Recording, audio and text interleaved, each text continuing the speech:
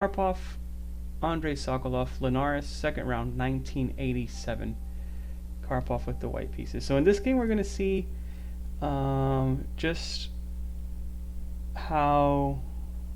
In this game, Karpov is going to be maintaining pressure and carrying that tension until the end game, where he, unfortunately for Mr. Sokolov, outplayed him. So let's go ahead and jump right into it. D4. Why are my arrow keys not working? I had that. Okay, D4. Knight F6, C4, E6. What kind of an opening do we have here? Oh, a Catalan, Queen's Indian. Okay, cool, cool, cool. I actually think technically it's a Queen's Indian with G3 variation.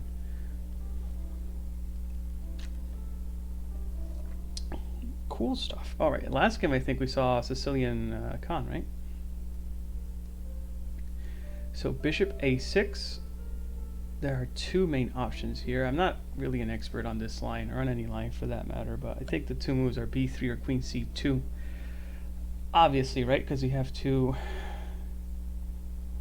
again, what was the arrows? The arrows change. Is it alternate? Yes. So, c4 is being attacked, right? Okay, so...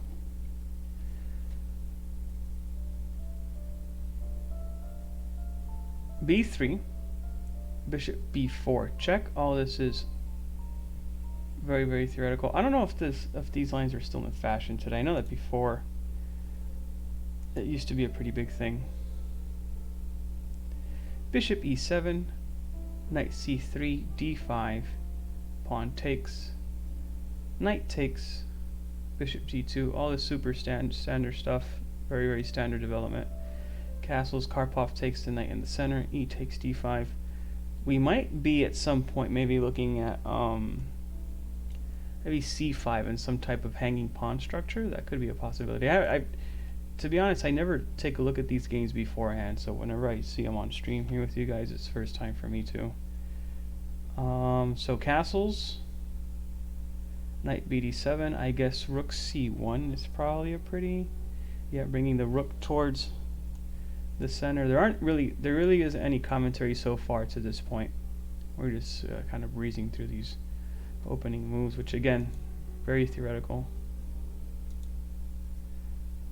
Oh my goodness, what's going on here? Oh, because I keep on hitting. Oh my god. What if I do? Does this work? No. Okay. Rook e8. Rook e1. And yet we have the desired break c5. So black has to contest for the center. I mean, they just can't sit around passively and, you know, just wait.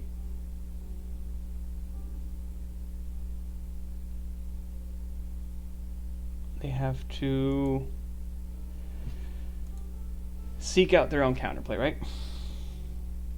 So c5. Karpov goes for it. Bishop e3, reinforcing that, reinforcing the center and the pawn over here. And then finally bishop b7. And we have our first commentary for the game. It says Sokolov was an expert in this specific line. And there's little wonder that Karpov will not manage to get any concrete advantage out of the opening and the middle game. But his persistence in maintaining some pressure until deep in the endgame will eventually pay off. So yeah, nothing really going on here. Karpov, I mean, this line doesn't seem too complex, to be honest. It really seems like with just a regular development, black is just going to be fine. I don't know if there are any intricacies in this variation or not, but yeah. So there we have it. And here we have our first interesting move of the game, right? And there's a very concrete reasoning behind it. So Karpov goes for bishop h3, who is marked as an interesting move. And, well, there's a very straightforward threat here, right? Which is, arrow keys here all set up. Bishop takes d7, queen takes d7, d takes c5, and the pawn is falling, right? B takes c5, bishop takes c5, bishop takes c5, and rook takes c5. So interesting, right? Because I wonder if I could remove these arrows with one.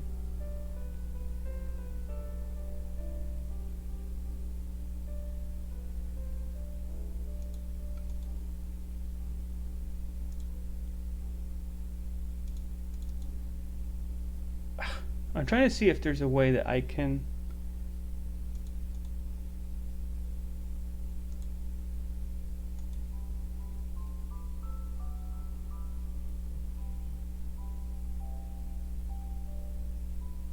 maybe there is, I don't know, that I could just,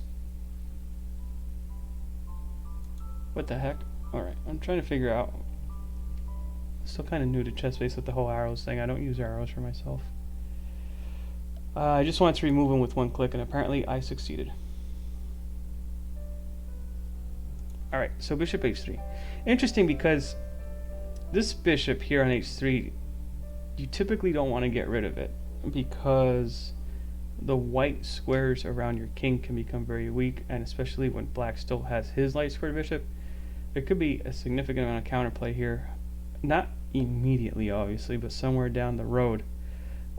It could become a problem, but Karpov is like, you know what, I think it's worth to play bishop h3 if that's going to get my opponent to relieve some tension in the center, which is exactly what he's able to provoke. So here, Sokolov goes for c takes d4, and interestingly enough, the more, I guess to me anyway, the most logical capture would be knight takes d4, right?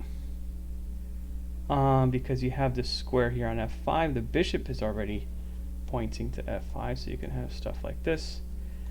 And I think it's commonly known that the knights are excellent blockaders of isolated pawns. How do I do? Yes, like that. Of isolated pawns over here. So now let me see if I go show material on how to do this. Oh, that's how you remove the arrows. Cool, cool. I just learned something new. All right. But interestingly enough, Karpov does not go for c takes d4 or knight takes d4. He goes for bishop takes d4. This is the best way to keep white's play fluent. Later, the knight will occupy this wonderful square, but in the meantime, the bishop is transferred to the optimal b2 square, thus patching up the small queenside weaknesses. So Karpov is like, you know what, eventually I'm going to get this knight to d4 anyway.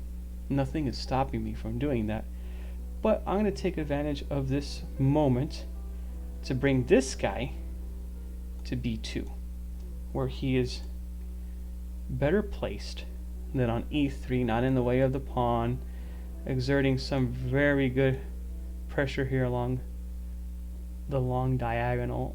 And later, only after I have improved the position of my bishop, is when I will bring my knight to d4, where it's going to be exerting pressure over the squares that we already saw, right? So this is already, yeah, this is a pretty deep understanding. Bishop takes d4, you know you have enough time to go bishop b2, knight d4, and just little by little go improving all the pieces, right? So Sokolov replies with knight f6. It says, according to Makarichev, and I will confess I've never heard of this person, who annotated the match games and probably was present in the press center, Sokolov played the first part of the middle game quickly and confidently, showing that he had anticipated Karpov's novelty. White's position looks comfortable, but does he really have an advantage? Karpov's play until the end of the game does not look too threatening, and Sokolov may at times have lost the field of danger.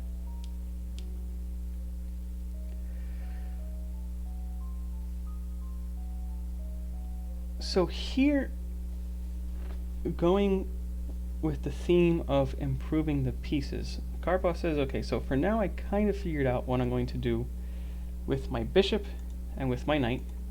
This guy's going to come back here, this guy's going to go here, This guy has an interesting square on h3 where it's really controlling, doing a good job controlling this diagonal. So for the time being, black won't be able to contest this file, right? You can't really play rook c8.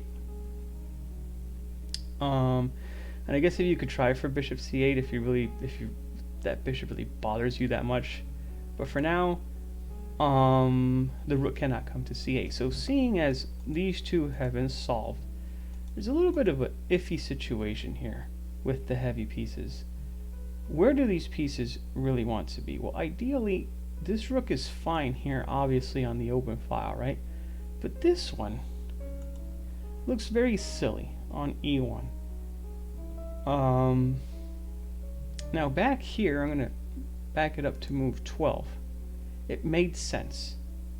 So the move here was rook e1, right? So here it kind of makes sense because this bishop is very bothersome on this diagonal, and eventually black might go with the move like bishop f8, and together with the bishop is going to be exerting an uncomfortable amount of pressure here on e2. So here rook e1 makes sense. But when we get to this position now, well, it's already fulfilled its purpose on e1, but it's time to find a more active, it's time to find a better square for the rook. So how exactly do we do that? This queen is in the way. We would like to place this rook on d1, where it's going to be exerting a good amount of pressure, still in a semi-open file for starters, and it's going to be eyeing the isolated queen's pawn here on d5 for the rest of the game. How do we do that? Well, very instructive here. We have to move this queen over. We don't want to have the queen in front of the rook in case, you know, when it's going to happen eventually when black brings the rook to the c file. So we go rook c2 with the idea that this queen now is going to move over to c1. We're going to have a nice little battery here on the c file, and this rook is going to come over to d1. So very instructive way of regrouping the pieces here for Karpov. It says, given the activity displayed by black's knight and king's bishop, white does not dispose over too many squares for his major pieces. Karpov's way of regrouping rook c2, queen c1, and rook d1, which is what we talked about, is very instructive and can be encountered in many of his games in which this opening was played. So this was kind of like a standard plan that Karpov would follow in this type of position. Seems to make a lot of sense to me. And so then our boy Sokolov here goes with bishop e4. So he sees this going on. He knows that Karpov is trying to regroup his pieces, and he's trying to be as big a pest as possible. Son unos pescados.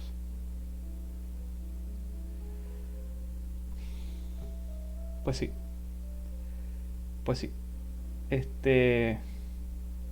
Karpov no pudo ni ganarle a...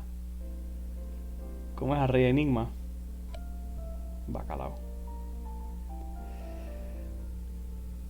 Yeah, we see these games so we could feel better about ourselves, basically. Bishop b4. So before retreating to f8, the bishop forces the rook to lose a tempo. Very, very annoying. Rook f1, of course, we don't want to give up the rook. Bishop a6. Once again, we're seeing this construction here of the bishop and the rook, putting a good amount of pressure here on e2. Luckily, our rook's now on c2, so it's doing a pretty good job here defending on e2. So here we're going to go with we have kind of like two plans going on. It's all part of the greater plan, right, which is improving all the pieces.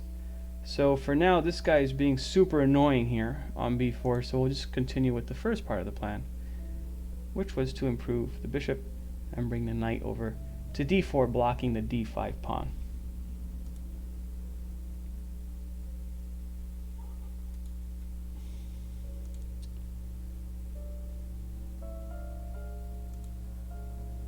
Okay.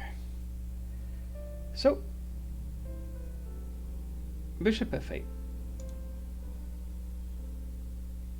Bishop f8. This is there was another option here with bishop c5. So says quite possibly Sokolov could have refrained from this move because of a3, followed by b4.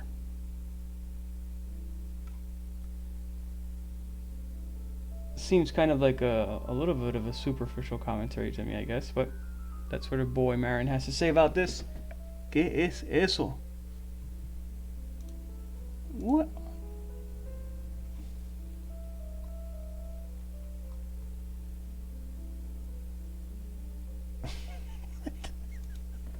Qué loco se ve.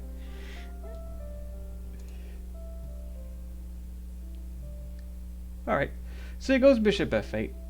I guess the real question here is,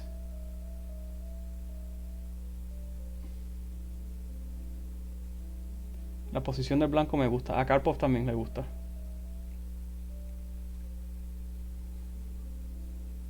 Esto fue una india de dama, de esas que juegan alfil a6, alfil b4 jaque.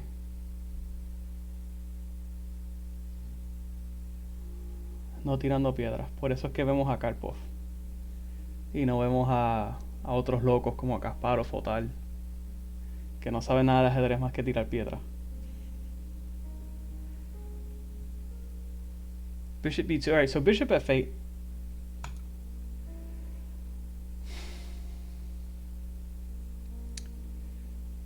Black's position isn't, I guess they're very solid, but it isn't too easy, and d5 is always going to be isolated. So we'll see here. So Karpov continues. We already know what the plan is, so this shouldn't come as a shock. Knight d4. And Sokolov wants to do improving of his own, so he comes with knight e4, centralizing the knight, trying to find an active outpost for this guy over here on e4. Block, attack, destroy. Yeah, pretty much. This game, though, I don't know if you caught the beginning, but it looks like this is a pretty long game. Karpov is just going to pressure into the endgame and just beat him there like a fish. Queen c1. And now the second part of the plan is being carried out. So the queen moves over. The rook will shortly be joining in on the action here on d1. So bishop c5. At this point, it kind of seems like Sokolov's play is maybe a little bit iffy. I don't know. Bishop b4 for bishop f8 for bishop c5. Seems like there's not much of a plan going on here. It doesn't seem like he did too much of a good job, like really making Karpov's life difficult. Again, it's kind of hard to suggest moves because White's position is very sound. Bishop c5. Apparently it says that now that the position of the e2 pawn has been weakened with the removal of the queen from d1, this move is justified. It seems a little bit difficult for me to believe that that move is justified, but if it's justified, it's justified. Rook d1, right? This is, of course, the first phase of the plan that we have been talking about for a while now. So Karpov follows his plan as if not paying attention to Black's threats. Seems to me like Black doesn't have too many threats, but okay. He's regrouping is very harmonious. The queen cooperates with each of the rooks, but keeps free access to the king side along the c1, h6 diagonal. By the way, his last move is tactically justified as well. So here, White had some other options. We talked about before of some reasoning of why Sokolov would have refrained from playing bishop c5 because of a3 and b4. So for example, if a3 here, Black has a nice little move. Before the knight was on f6, but now it's on e4, and now they have knight g5, which is threatening bishop takes d4, followed by bishop takes e2, right? So now with knight g5, essentially what we're doing is we're gaining a tempo on this guy over here, but at the same time we're freeing the rook, which is constantly exerting pressure on e2 alongside with this very annoying bishop. So there's a very very direct right here. It's just bishop takes b4, bishop takes d4. And somebody's going to take here on e2, probably just rook takes e2. So, knight g5. Bishop g4, of course, right? Defending. Let's get rid of those. Bishop g4. Defending the pawn on e2 probably isn't the best decision. This is going to run into bishop takes d4. There's a tactical shot here. Bishop takes d4. And here, black has a move where basically white could pretty much resign after this, I think. Yeah, very simple tactical shot, just rook e4, hitting both bishops. And it seems like game over, right? Like maybe you could try and play something like bishop e3. Like bishop e3, but then rook takes, defends the knight. Maybe h3, maybe this is getting, no, h3 doesn't work because of knight takes h3, yeah, so pretty much game.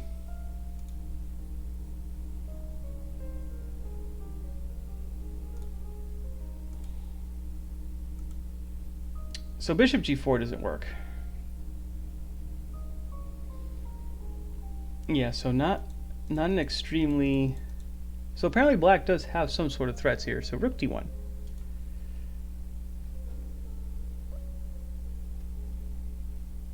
Black opts for queen f6. Now let's ask ourselves here a minute. Now there's no mention of, it says that it's tactically justified, but what happens if black were to go for knight g5 now?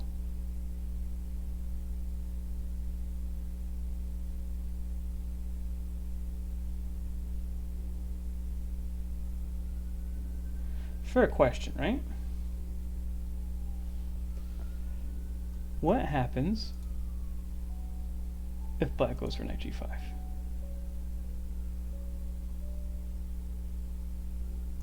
You go for knight g5.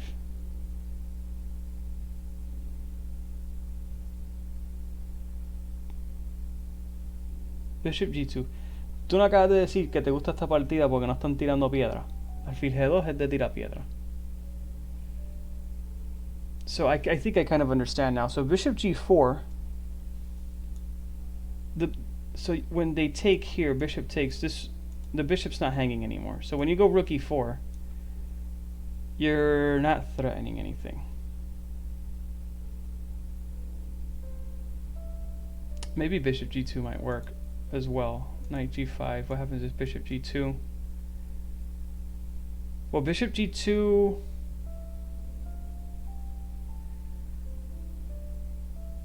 Bishop g2 might allow rook c8.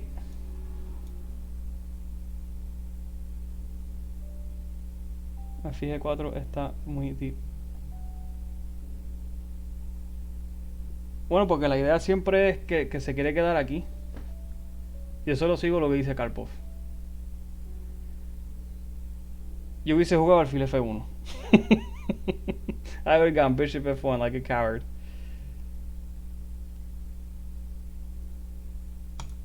Queen f6. So now this is, you know what? It might be getting somewhat scary here pretty quick. Because now we have this guy here. We have that guy here. We have this gal over here. And now comes... Now this is an extremely deep move. This is another move I would have never thought of. But... wow. This is pretty deep. Karpov comes up with a very interesting solution to all the pressure on f4. I'm trying to see, there's not much of commentary here, but the move, incredibly enough, is queen to f4.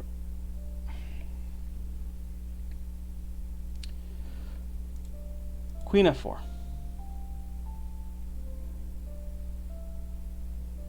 Wow.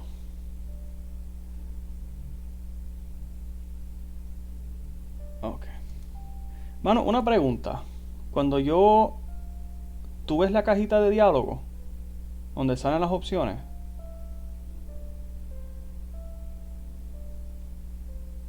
¿No la ves? Okay. It's very strange. Mejor. Alright. So queen f4. Says this is the best way to annihilate black's counterplay. e3 would weaken the king side and cut off the queen. Black could play queen g6, followed by queen h5, with some concrete threats. Yeah, so the light squares would be very, very weakened after e3. That makes some sort of sense, right? Play e3. And all of a sudden, you have some problems here.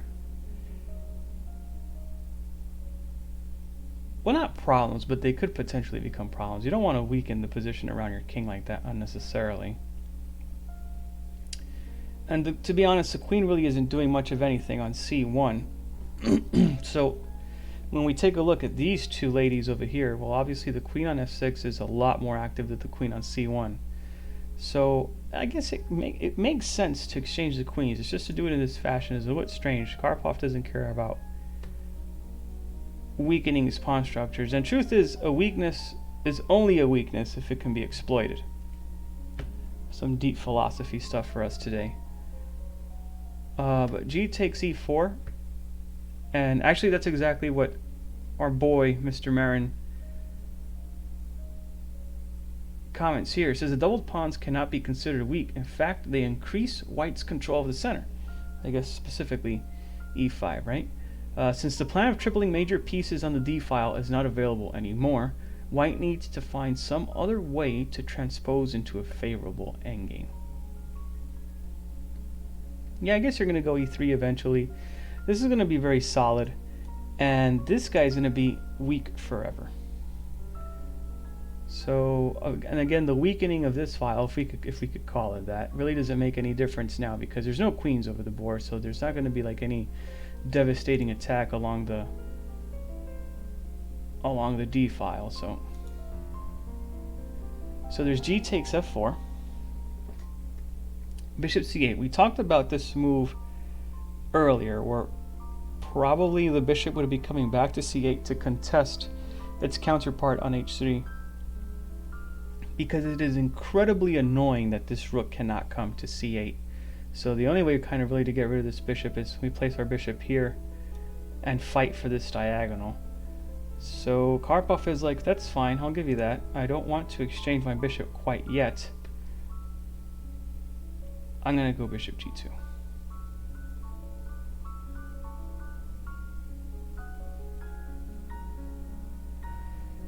Bishop d7, of course we vacate the square, the c8 square, for the rook to come along, to come join and play. But we need to keep the bishop on this diagonal, because otherwise this guy's going to be annoying and he's going to come back to h3 and he's going to take away that square for us. So bishop d7, e3, reinforcing the pawn structure over here, the d4 square, our grip over the dark squares in the center, very important. Rook a c8. And of course, the only entirely open file that we have in the game is a C file, so it makes sense to place both of our rooks on the C file. So rook d c1. And here, a move that might seem a little bit mysterious, but it kind of makes sense. So Sokolov goes for f6, and of course, even though queens have been exchanged, and I guess we can either call this a queenless middle game or transition into an endgame. Important of the center, the control of the center squares is actually still kind of important, and at the same time, maybe giving your king a little bit of a breathing space through the f7 square might make sense. It says both sides have displayed their forces harmoniously. It may seem that there is no way to open black's position, but Karpov's next move suddenly brings new life into the game. So this is a position that we kind of have to think about a little bit, like what we would like to achieve and where can we find some sort of counterplay, some sort of something that we could play for.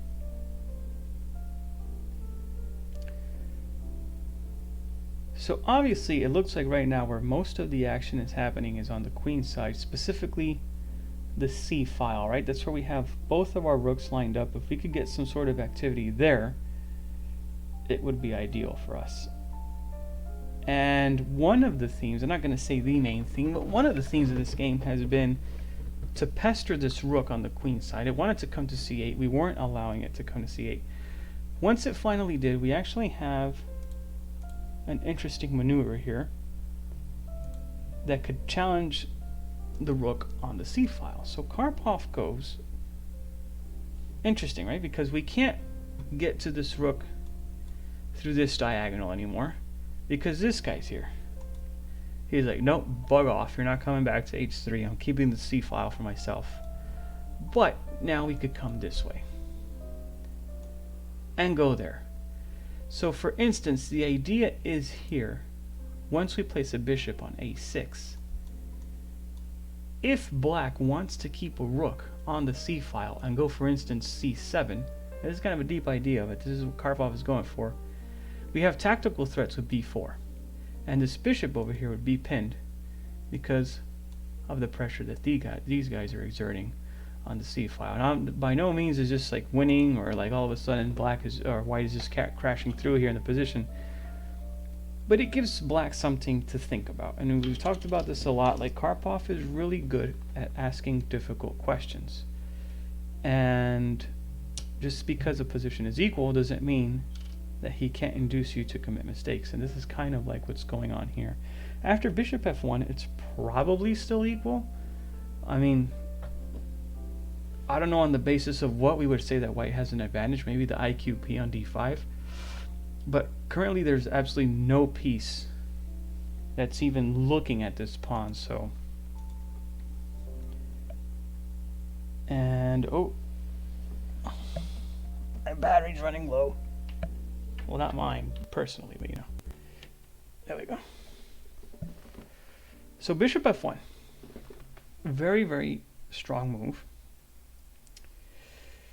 And so here, black has to make a difficult decision. Am I going to leave the rook on the c file? How am I going to deal with this potential pin that's coming about on the c file?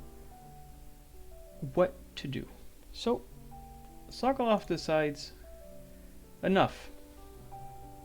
I'm going to start exchanging pieces. I'm going to go bishop takes d4, which is probably heading to mass extinction of the pieces on the board, right? Because bishop takes d4, probably rook takes c2, rook takes c2, rook c8, everything's going to get exchanged here.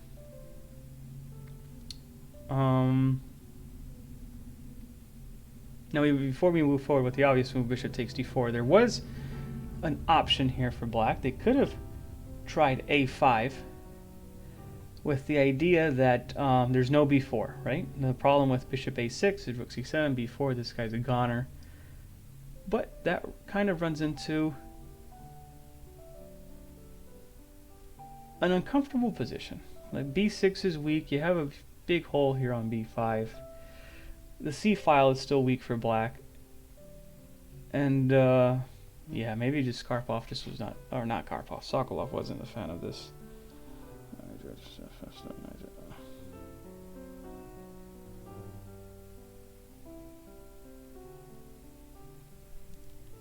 Okay, weird messages that one gets. So yeah, a5, suspicious move. Bishop takes d4. I mean, I guess after bishop takes d4, I don't think Sokolov ever thought that he was going to lose this, to be honest. And this is actually what we were talking about. The game did go in this direction. So rook takes c2, rook takes c2, and rook c8. It's what makes the most sense. Karpov is kind of, you know, flirting with really pressuring the position on here, and Sokolov is like, I am not having it. I'm just going to exchange everything. Rook takes c8, bishop takes c8, bishop e2. Now, I guess a lot of players... Well, I don't know. I was going to say something, but I'll take it back. I was going to say maybe a lot of players would sign draw in this position. But white still has a lot to play for, even though, again, it's probably objectively equal. But white does have the bishop pair. Is this equal? Maybe white has a slight advantage, right? The thing is that there's doubled pawns here. They're super solid. But with double pawns, it is more difficult to create a passed pawn in the ending. But still, the bishop pair is very strong, and this guy is still weak. So bishop f5. Our boy, Mr. Marin, says, I wonder if it's Marine or if it's Marin. I don't know. I don't know how you pronounce his name. We're gonna stick with Marin. He says, just to add some flair to this probably otherwise boring endgame. I do not remember having seen a similar position in any endgame book. Usually there is white knight on d4 and the king-side structure is normal. We can state that Karpov has managed to pull his opponent into relatively unfamiliar territory, where the higher experience could tell. The double pawns induce some limitation in white's activity though. With the pawn on g3 instead of f4, white could start a king-side attack with g4, h4, and g5, thus activating his dark squared bishop, period. And yet Karpov will find a way to make use of his unusual pawn formation.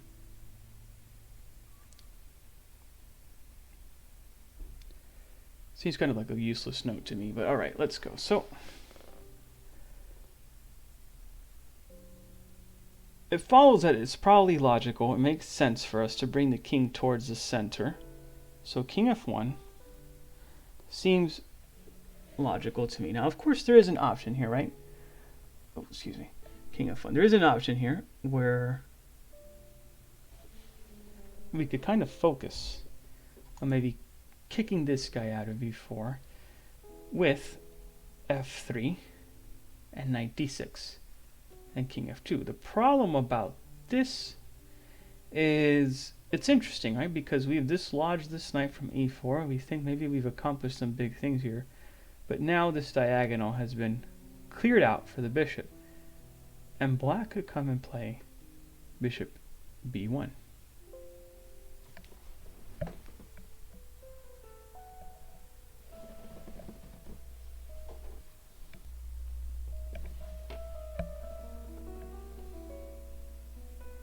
My battery's running low. I plugged it in. What on earth?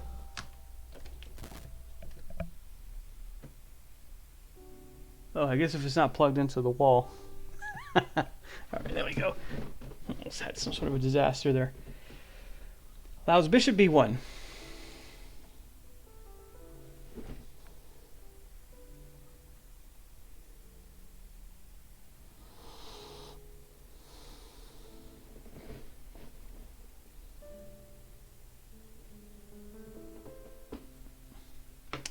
And white cannot avoid weakening his queenside structure. For instance, a3, you have to play a3 because otherwise you're just going to drop all your pawns. a3, bishop c2, b4, king f7. And black has increased stability on the light squares.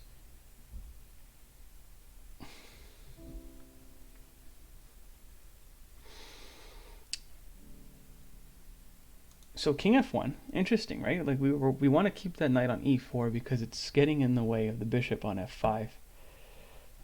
Hence getting in the way from it bothering our pawns here on the queen side on the light squares. So interesting stuff. King f7. And one might be thinking, well, what happens if I go for the same type of plan now, right? When we have king d6. Well, the problem is king e1, bishop b1, and a very strong move here. So here the king is in time to make it to the queen side in time to save the pawns. King d2. Brilliant move. The point being that after bishop takes a2, king c2, and the bishop is trapped.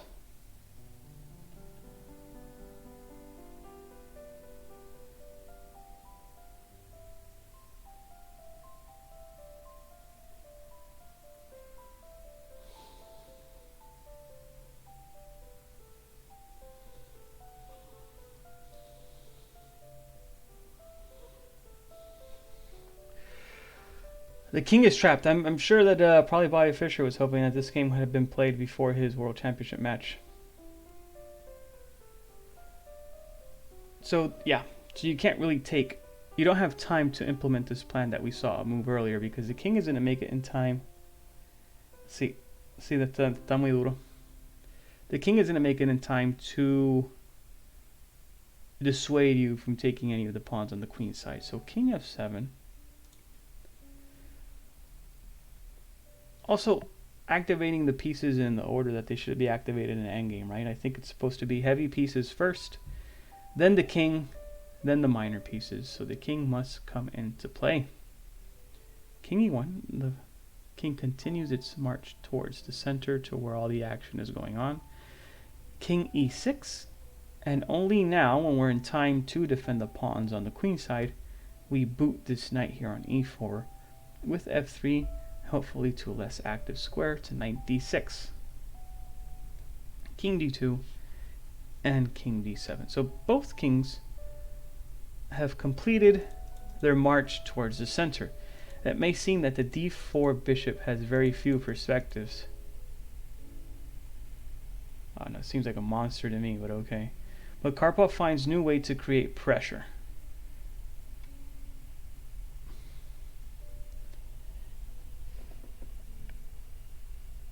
So naturally Karpov would like to induce some weaknesses in this position, and right now this bishop is kind of like butting heads with pawn chains on both sides of the board.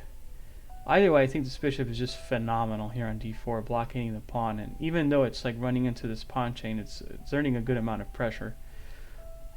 But if we could loosen up one of these two chains over here, it would be a lot more active. So Karpov, obviously we have doubled pawns on the king side, so probably a plan on that side wouldn't be so effective. He goes for a4, and now black must always be very conscious of the ever-present threat of a4, a5, loosening up these guys here a little bit, and at the same time activating this bishop here on d4. So in response to that, or not, Sokolov goes with bishop h3. Bishop a6, kind of completely dominating the knight, right? So whenever the bishop is 2 squares away from the knight, like this, for instance, it's just, it's completely dominating the knight. So the knight can't go anywhere forward. It would have to only go backwards the other way, right? Well, not like that, but... So I guess an interesting maneuver for black maybe might be something like this and that.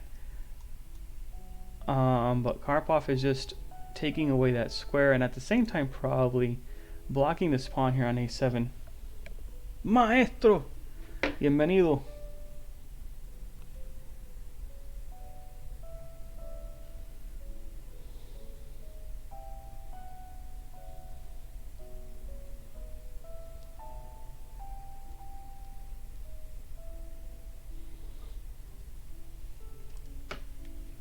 So we go king c7.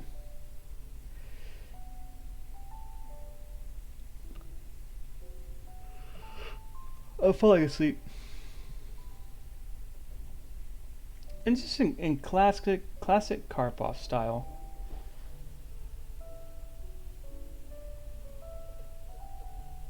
¿Eso fue hoy? No, yo vi las últimas rondas, las primeras no las vi. There's somebody knocking on my door. An interesting move here by Karpov, classic Karpov fashion. Just, I like my position. I'm going to kind of sort of keep it as is with some very subtle threats or plans. So bishop c3. It's important, I think, first of all, to point out why not a5. a5 doesn't have as much of an effect here. For instance, after b takes a, bishop takes a7, king c6. The game move looks... Excuse me. Oh, okay. It does not achieve much, and he just leaves it at this. Sure. I mean, yeah. I mean, I guess the status quo hasn't really changed too much. So there's a very important principle here of endgames, which is do not rush. And in middle games, I think it's just a complete opposite, right? If you have an advantage, you have to really jump on it. But in endgames, it's important not to rush. So that plan, a4, a5, is always going to be there. And we want to be able to execute it when it's 100% most favorable for us. So Karpov goes with bishop c3. And actually, Marin notes exactly that the game move looks like a way of preparing a5 under more favorable circumstances. In this position, after bishop c3, a possible threat would be to bring the bishop to b4, when black cannot unblock his queenside with bishop c8 because of bishop takes d6. But also there is a third and possibly more dangerous idea which Sokolov may have underestimated. And we're probably going to see that a little bit later on. So, yeah, like we said, this bishop here has been annoying the whole game. And the key square to contest it has been bishop c8. So if Karpov can possibly bring his bishop to b4 in time and just keep this guy planted on a6, I think he would be pretty happy with that result. So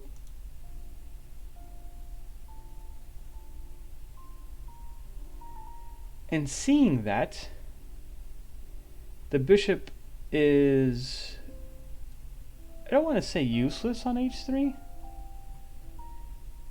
but useless on h3, he comes back to c8. Makes a lot of sense to try to get this bishop off the board. It's still going to be an uncomfortable knight versus bishop ending, but at least you'd be taking away the bishop pair advantage, right? But Karpov isn't having any of it, so he retreats his bishop, gaining a tempo.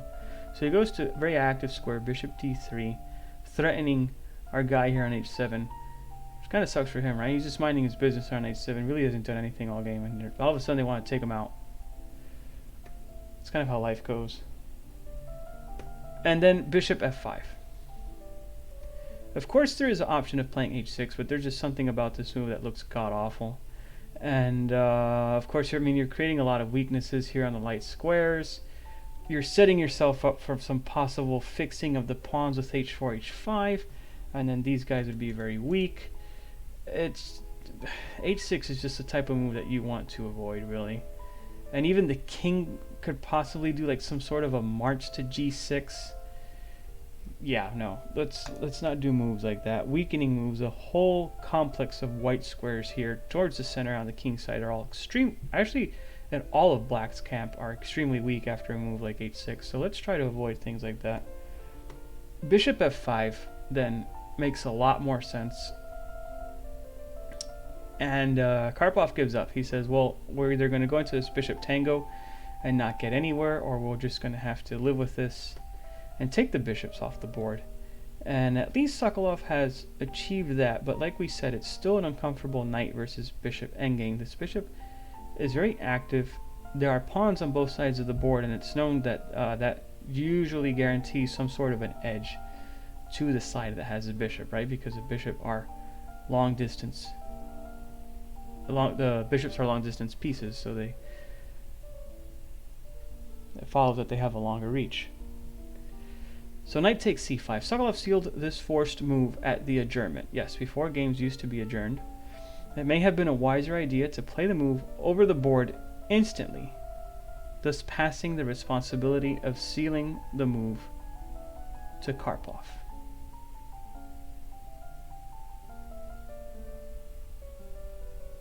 Okay, I don't understand adjournment strategy, so maybe he has a point. Okay, and now Karpov comes up with an interesting idea here. Let me just see here.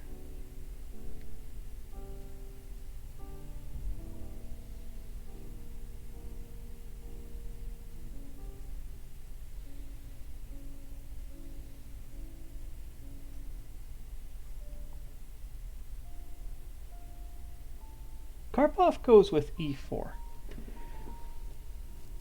At first it might seem a little bit strange, right? Because we've been talking about how d5 is going to be weak forever. Like it's an isolated queen's pawn, and now especially that we've gone into the endgame,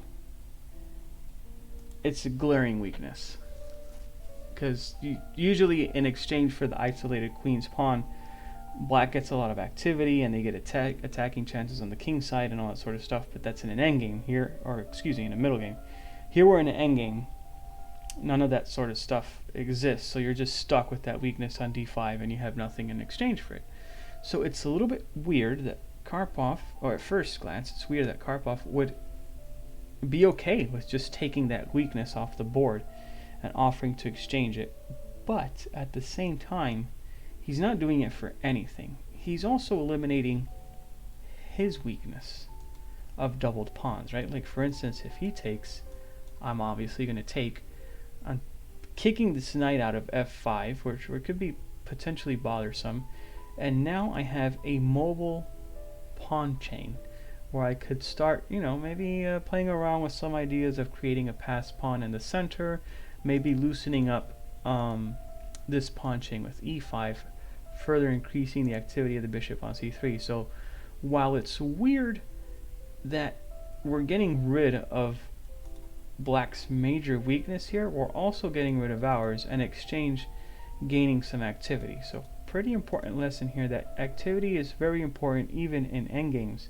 It's not just a middle game or openings thing.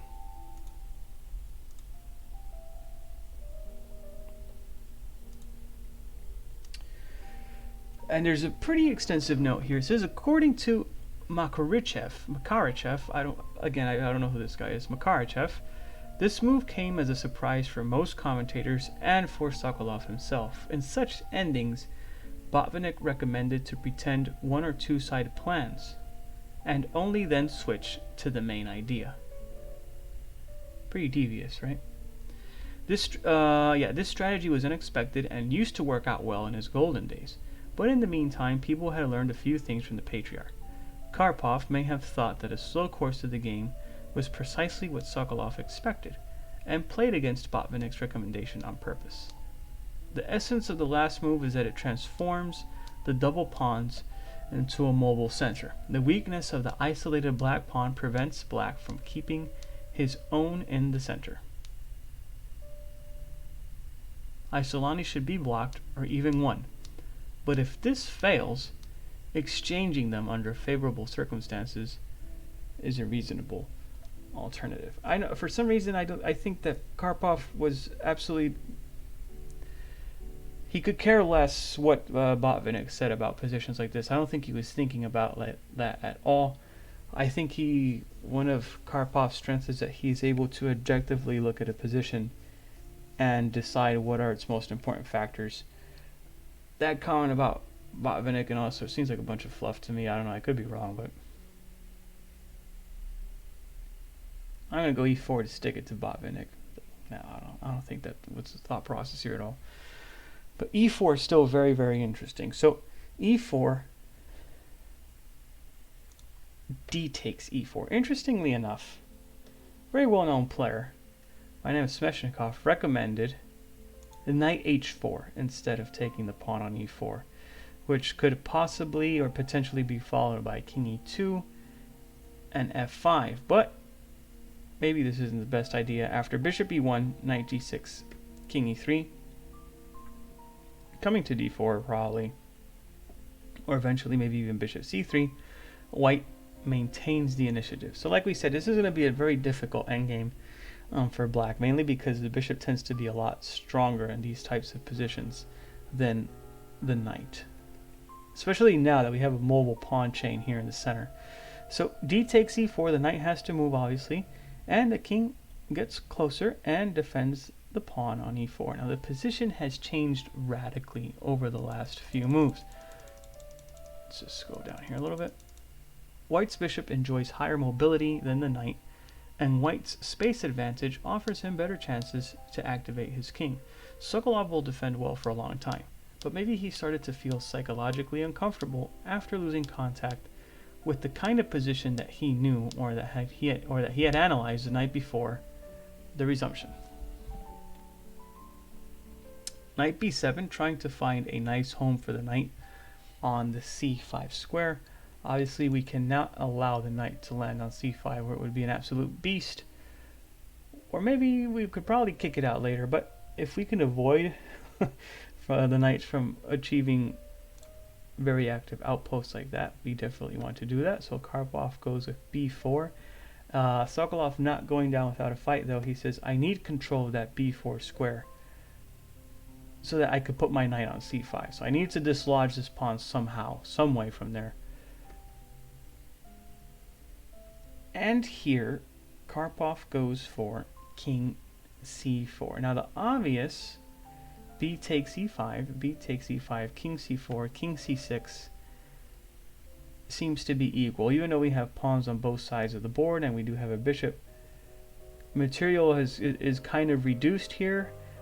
The king is doing a good job of blocking our king from advancing any further, and this knight can still jump around. A y B puede ser bloqueados por B4, B5 y siempre hay que quebrar. Yeah, sí, estaría muy avanzado. However, he goes for king c4. A takes b4.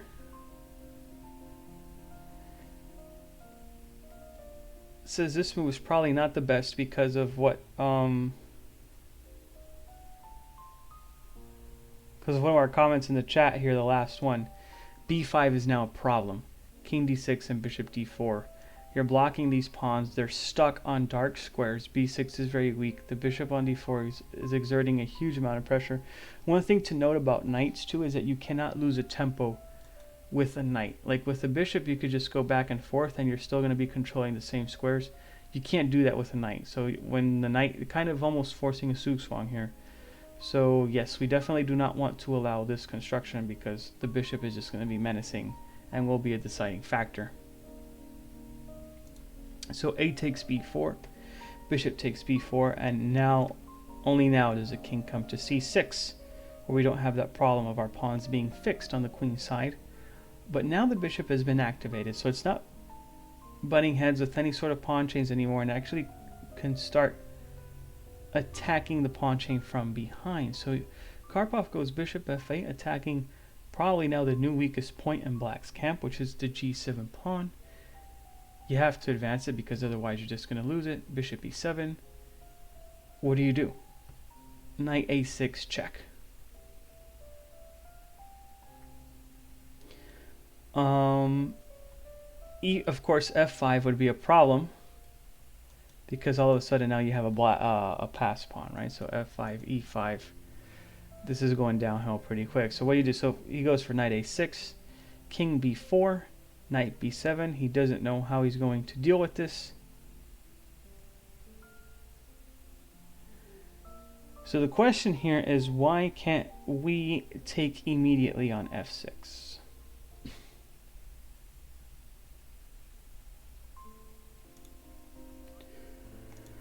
Let's think a little bit here.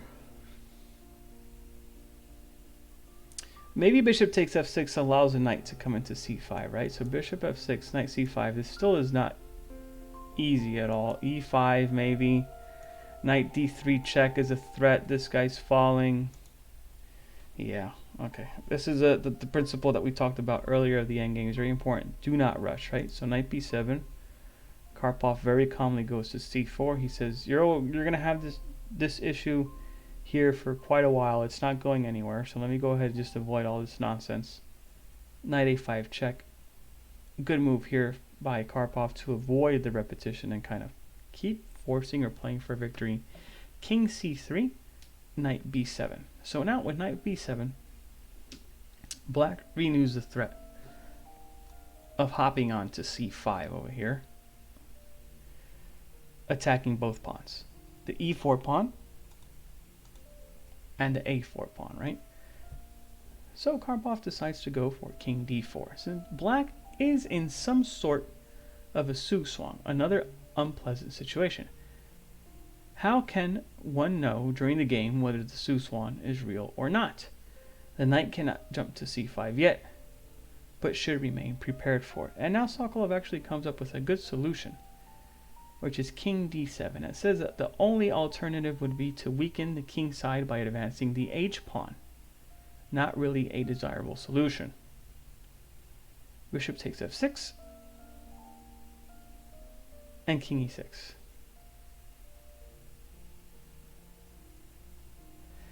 says that Sokolov cannot avoid the temptation, or cannot resist the temptation, of driving the bishop further away from the center. However, he did have the option here to go for knight c5, which probably would have been a little bit more precise. King d5, for instance, knight takes e4, and bishop d4. But black has b5, which creates a reliable barrier in front of the white king. Black can wait with king d7 and king e7 over here, as he is able to meet king c6 with b4, right? So if the king ever gets any ideas here, if the king ever gets any ideas of coming into c6, I could get some counterplay here with Sokolov.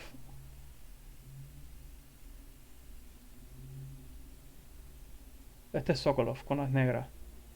Sax fue la última partida que dio. Yo puse sax aquí. Espérate. Estoy bien loco.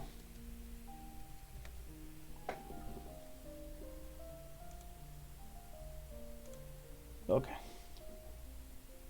Sí, yo puse sax, pero estoy mal. Es contra Sokolov. Esto es Linares del 1987. Segunda ronda.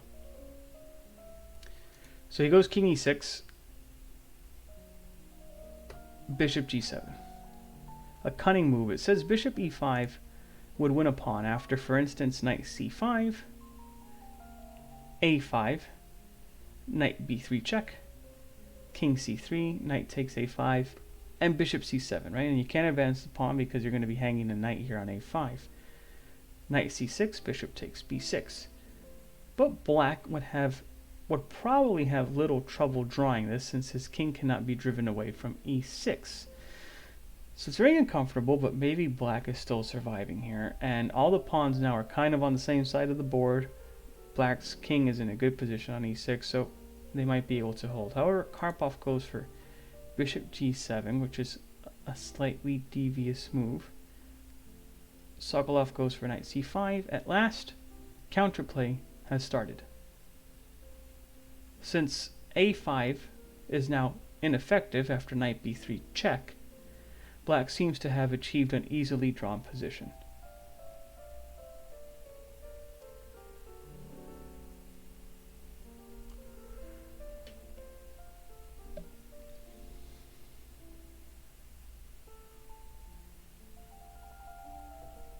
And here is what we have been talking about time and time again about Karpov and his ability to present his opponents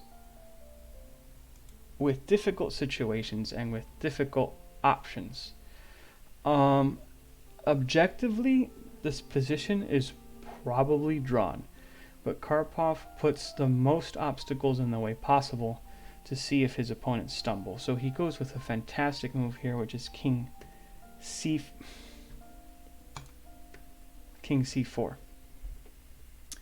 Says not only is it a great move, but it has a devastating psychological effect. Instead of looking for a way to neutralize the threat of knight takes a4,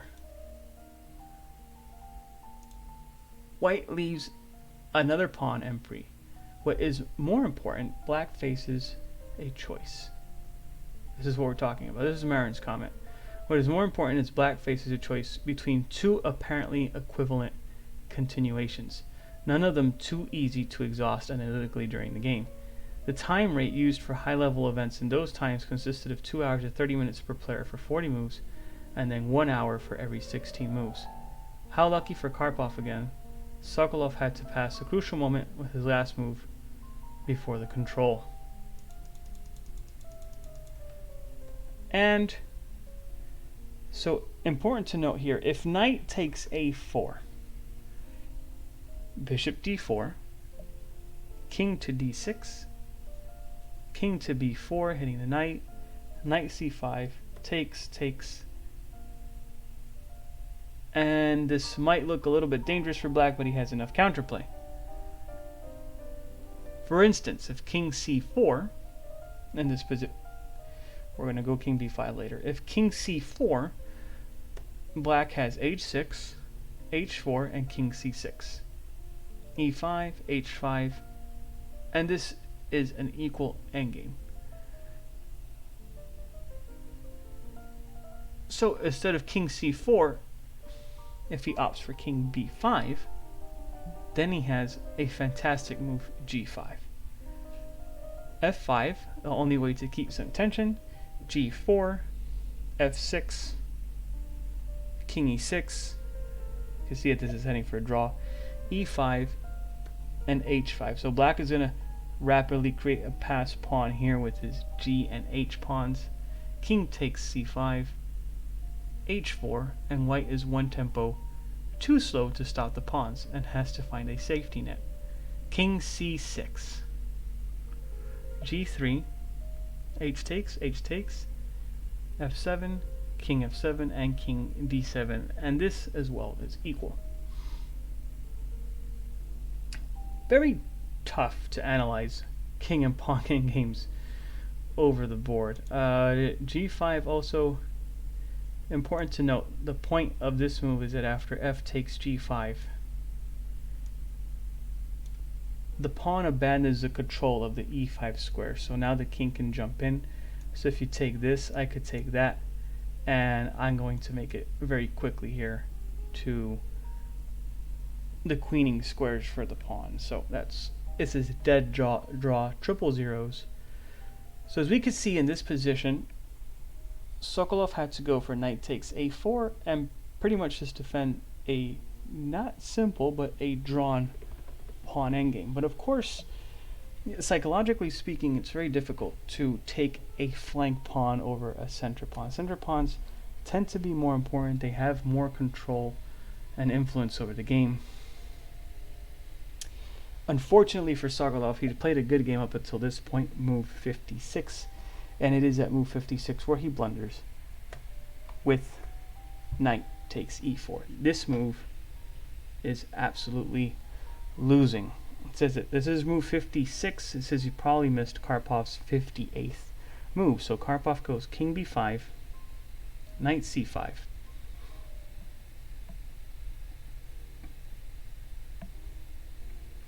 And the problem is,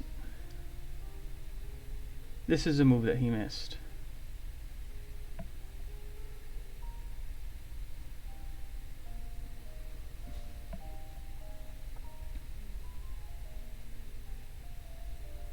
This is an extraordinarily deep move. Bishop to f8, a fantastic resource. It suddenly appears that the bishop was not really passive on g7 after all. Now there's a drawing line here which Mr. Makarichev analyzed. Again, I don't know who this is. I've never heard of this guy. Maybe he's a strong player from back in the day, but I don't know who this is. And there was speculation this is probably what Sokolov saw, which was a5. This is a drawing line, right? Bishop takes, king f5, bishop h6, defending the pawn, king g4, king b5, king h3, king takes, king b5, king g3, the march, and draw, right? White cannot keep his only pawn defended and prevent the advance of the h pawn at the same time. So yeah, this is triple zeros as well. So what's the problem with bishop f8? Bishop f8, so you think, well, they're threatening to take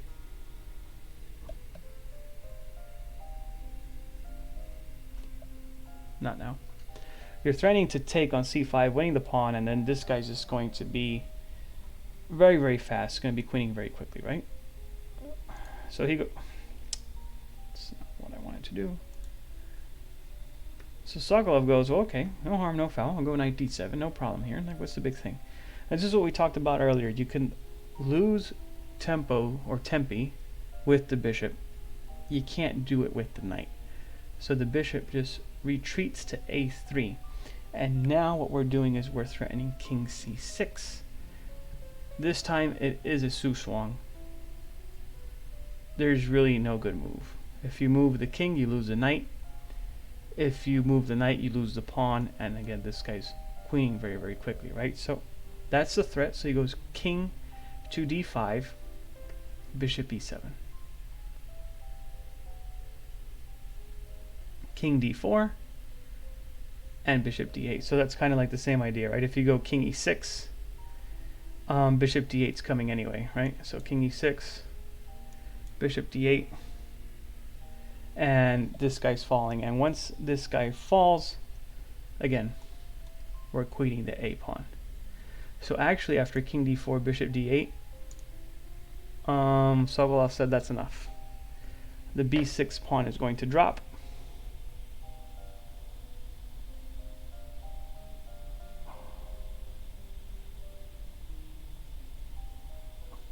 The b6 pawn is going to drop, the a pawn is going to queen. A fantastic game by Karpov, which not only highlights his technical prowess, right, which was never really in doubt, but also like his fighting spirit. Like he just continues playing a game where kind of reminds us of, this is Carlsen before there was Carlsen, right? Just playing an equal position and just trying to get the most out of it, playing with the utmost precision.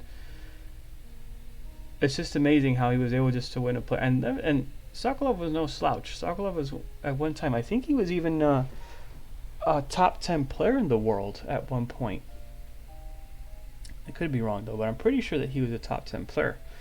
So I mean, to be playing Linares, you had to be good. And to be able to win in this fashion, this fighting spirit, just keep on playing, and just because the position is equal doesn't mean that there aren't winning chances. So